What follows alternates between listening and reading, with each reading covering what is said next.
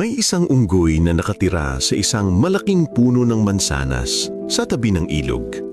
Puno ng matatamis na bunga ang puno, kaya araw-araw ay may sapat siyang pagkain. Hindi niya kailangang maghanap ng kakainin. Kusa na itong nahuhulog mula sa mga sanga. Simple at payapa ang kanyang buhay.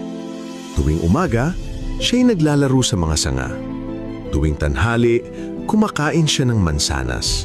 At tuwing hapon, pinagmamasdan niya ang dumadaloy na ilog habang nagpapahinga. Isang araw, may dumating na buwaya sa tabing ilog.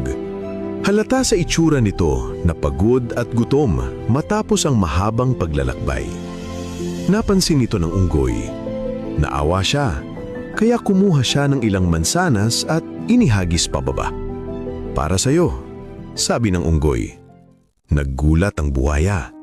Hindi siya sanay na tinutulungan, lalo na ng isang hayop na hindi niya kakilala. Kinain niya ang mga mansanas at nagustuhan niya ang lasa.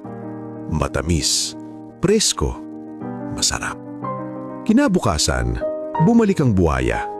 Muli siyang binigyan ng unggoy ng mansanas, hanggang sa maging araw-araw na ang pagbisita nito. Hindi nagtagal, naging magkaibigan sila. Nagkwekwentuhan sila tungkol sa buhay. Ikinuwento ng unggoy kung gaano kasarap tumira sa puno.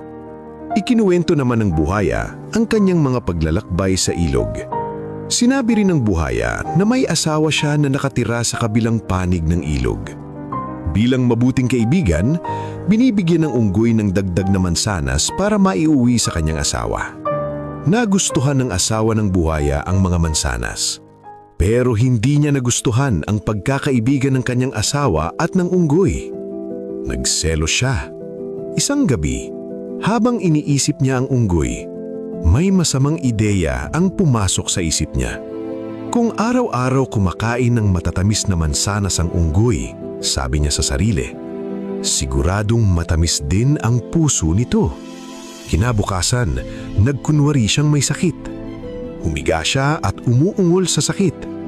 Nag-alala ang buhaya. "Anong nangyari sa iyo?" tanong niya.